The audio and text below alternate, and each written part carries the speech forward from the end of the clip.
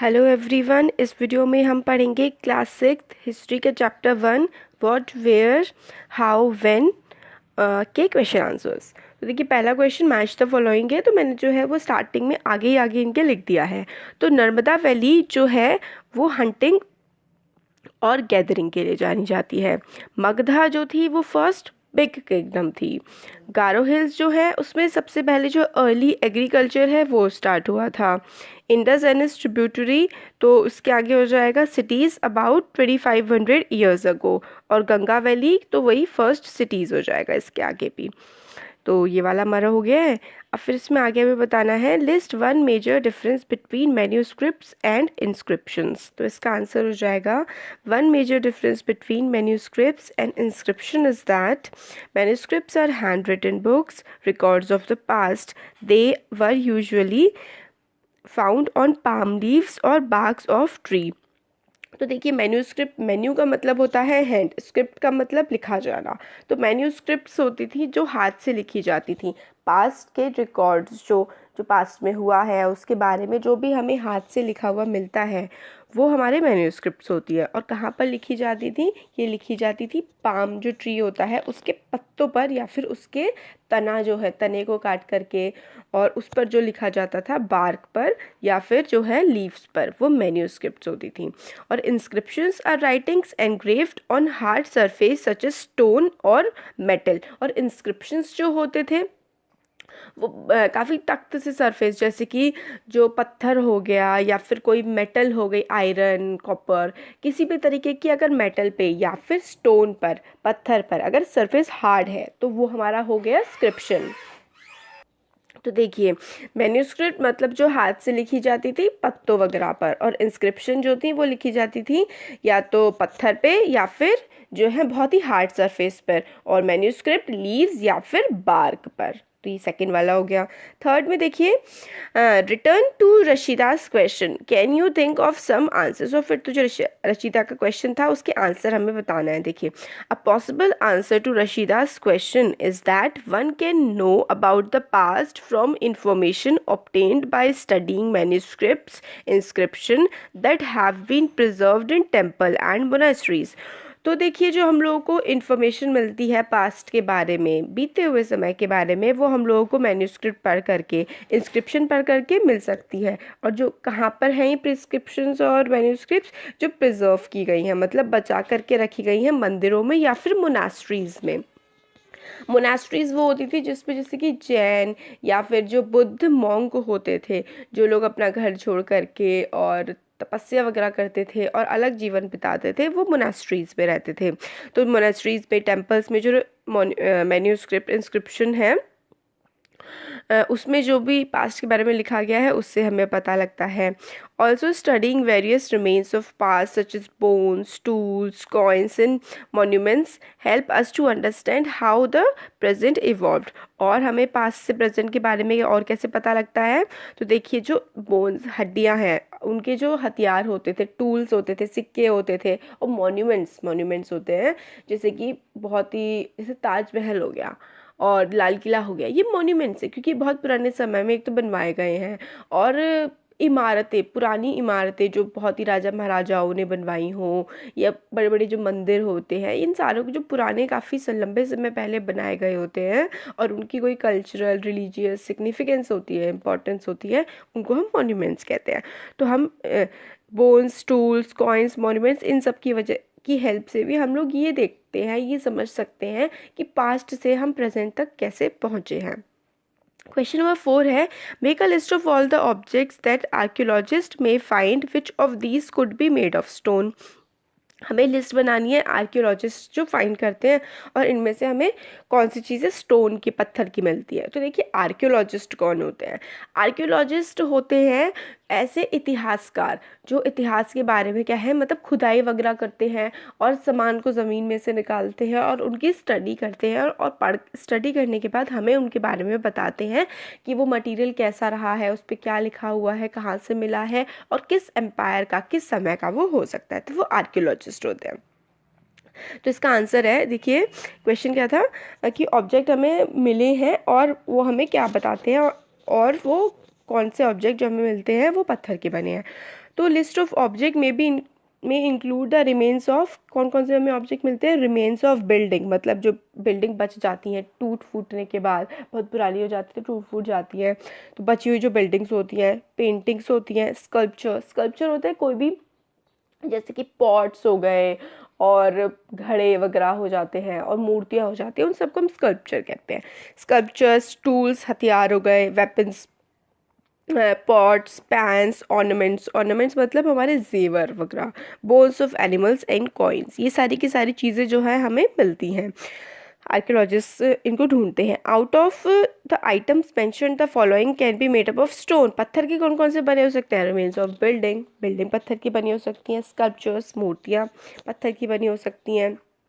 और tools and weapons हो गए, जैसे कि जो हथियार पहले बार आदि मानव के द्वारा इस्तेमाल किए जाते थे जानवरों को मारने के लिए, या फिर आपस में लड़ने के लिए, या फिर खेतों में खुदाई करने के लिए, तो वो टूल्स एंड वेपन्स जो है वो पत्थर के बने हो सकते थे। तो ये हो गया हमारा क्वेश्चन नंबर 5 देखते हैं। Why do you think ordinary men and women did not generally keep records of what they did? तुम्हें क्या लगता है कि ऑर्डिनरी मैन और वुमेन रिकॉर्ड नहीं रखते थे जो वो काम करते थे अपना?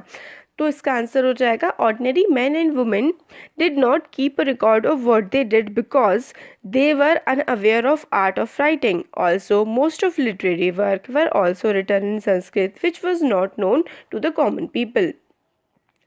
और दे डिड नॉट, तो इसमें क्या है कि एक तो वो रिकॉर्ड नहीं रखते थे क्योंकि उनको लिखना नहीं आता होगा, एक चीज़ हो सकती है। Unaware of the art of writing मतलब उनको लिखने की जानकारी नहीं होगी। दूसरा, लिटरेरी वर्क जो लिखी जाती चीज़ें थी वो संस्कृत में होती थी जो कॉमन लोगों को नहीं आती थी। They did not consider their special lives of such importance that it had to be recorded. और नॉर्मल लोगों को ये भी लगता था कि उनकी लाइफ में ऐसा क्या इतना इंपॉर्टेंट है जिसको लिखा जाए। They did not find it significant to keep records of their daily life happenings. Also, hiring a person to keep a record of one's daily events would have been expensive. और उन्हें लगता था कि उनकी डेली हैपनिंग में, तो daily की life होती है, कुछ इतना सिग्निफिकेंट, कुछ इतना बड़ा नहीं होता जिससे वो लिखा जा सके जिसको। और फिर अगर वो किसी पर्सन को हायर करें, रखें अपनी डेली लाइफ के बारे में लिखने के लिए, तो वो काफ़ी ज़्यादा एक्सपेंसिव होगा, काफ़ी ज़्यादा महंगा पड़ेगा, इसलिए वो इसको नहीं करते थे। नेक्स्ट आता है, describe at least 2 ways in which you think the lives of kings would have been different from those of farmers। 2 चीज़ें हमें बतानी है जिससे हमें लगे कि लाइफ जो थी किंग की वो अलग थी फार्मर्स की, जो खेती करने वाले लोग थे उनकी लाइफ से। तो इसका आंसर हो जाएगा some ways in which life of kings would have been different from those of farmers are, मतलब ways जिससे अलग थी लाइफ किंग की फार्मर्स से। तो kings lived in palaces while the farmers lives in huts. तो किंग्स जो है वो महलों में रहा करते थे और फार्मर्स जो है वो झोपड़ियों में, हट्स में रहा करते थे। Kings fought battles to secure the lives of its subjects while farmers produced food for their kings and others. अब जो किंग होता था वो लड़ाइयाँ लड़ता था ताकि जो है सब्जेक्ट्स, जो उसके लोग हैं, जो उसके सब्जेक्ट का मतलब ऐसे समझ सकते हैं आप, जैसे कि जो उसकी प्रजा है, जो उसके राज्य में लोग रहते हैं, उनकी रक्षा करने के लिए दूसरे राज्यों से राजा लड़ाई लड़ते थे और फार्मर्स जो है खाना प्रोड्यूस करते थे, खेती करते थे किंग्स के लिए और दूसरे लोगों के लिए। फिर थर्ड पॉइंट आता है, kings wore flashy clothes while the farmers could not afford this and these and hence wore simple clothes. अब जो किंग थे वो फ्लैशी क्लोथ्स मतलब बहुत ही ज़्यादा सुंदर सुंदर कपड़े जो फ्लैश करे, एकदम से चमकदार और खूबसूरत कपड़े पहनते थे किंग, और जो फार्मर्स होते थे वो नॉर्मल सिंपल से क्लोथ्स पहनते थे क्योंकि वो उन्हें अफोर्ड नहीं कर सकते थे, क्योंकि फार्मर्स के पास इतने पैसे नहीं होते थे। फिर नेक्स्ट है, find the word craft person on the page of text book. Craft person को हमें फाइंड करना है अपनी बुक में, और in list at least 5 different crafts that you know about today. और हमें 5 क्राफ्ट्स के बारे में बताना है जो अभी भी होती हैं। Are the craft person man women, both man and women. तो देखिए craft person man and women दोनों होते थे। और क्राफ्ट पर्सन क्या क्या होती थी क्राफ्ट्स, तो देखिए इंडस्ट्रियलिस्ट होते थे, राइटर होते थे, आर्टिस्ट, म्यूजिशियन, साइंटिस्ट, एक्टर्स। तो देखिए मेनली हम लोग क्राफ्ट पर्सन में, इसमें अगर हम लोग देखें तो आप लिख सकते हैं इसमें gold Smith, copper Smith, black Smith, और सिंगर्स होते थे, डांसर होते थे, और मजिशियंस होते थे। तो क्राफ्ट पर्सन्स में आप ये सारा कुछ इसमें लिख सकते हैं, मतलब गोल्ड स्मिथ, कॉपर स्मिथ और ब्रॉन्ज स्मिथ, फिर उसके बाद कॉबलर, फिर उसके बाद हेयर कटर और मजिशियन और डांसर, सिंगर। क्राफ्ट पर्सन में ये लिख सकते हैं। इसमें इतना अच्छा नहीं लिखा हुआ है इसलिए मैंने अलग से आपको बता दिया। और मैन एंड वुमेन दोनों ही होते थे क्राफ्ट पर्सन। क्वेश्चन नंबर 8 है, what were the subjects on which books were written in the past, which of these would you like to read. कौन से सब्जेक्ट पे पास्ट में बुकें लिखी जाती थी, किताबें लिखी जाती थी, और तुम्हें किस तरीके की कौन से सब्जेक्ट पे किताबें पढ़ना पसंद है। तो देखिए आंसर हो जाएगा ancient books covered subject like religious believes and practices. Religious believes and practices का क्या मतलब है, जो हमारे धर्म, हम जिस धर्म को मानते हैं उस धर्म से रिलेटेड जो किताबें होती थी वो। फिर लाइव्स ऑफ किंग, कौन कौन सी किताबें होती थी एंशियंट टाइम में, पुराने समय में, जो किंग की लाइफ के बारे में बताती थी। मेडिसिन मतलब कि जो बीमारियों के बारे में जो किताबें होती थी, जो आजकल डॉक्टर्स पढ़ते हैं, वो किताबें भी एंशियंट टाइम्स में होती थी उस तरह की।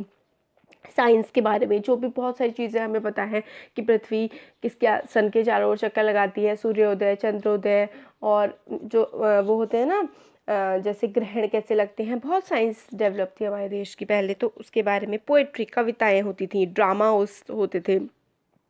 और एपिक्स, एपिक्स जैसे कि रामायण और महाभारत, ये बहुत ही लंबी लंबी कहानियां हैं जो बहुत ही मतलब एपिक आप बोल सकते हैं, जो बहुत ही एक तो लंबी होनी चाहिए और बहुत ही वाइड स्प्रेड फेमस होनी चाहिए, तो एपिक्स होते थे। तो हमारे देश की एपिक्स है रामायण और महाभारत। तो ये हो गया, it would be really interesting to read the epics of the past. Ramayana, Mahabharata, Upanishad are some of the religious epics of the past. तो रामायण हो गई, महाभारत हो गई, और उपनिषद जिसमें गॉड्स के बारे में होता था बातें, और हमें कैसा लाइफ जीनी चाहिए ऐसी बातें होती थी। तो ये रिलीजियस एपिक्स थे पुराने समय के। तो ये हमारा हो गया है चैप्टर पूरा का पूरा, इसका एक्सप्लेनेशन कंप्लीट। अब देखिए इसके क्वेश्चन आंसर्स में ही ना हमारा पूरा चैप्टर ऑलमोस्ट कवर हो चुका है। तो थैंक यू सो मच।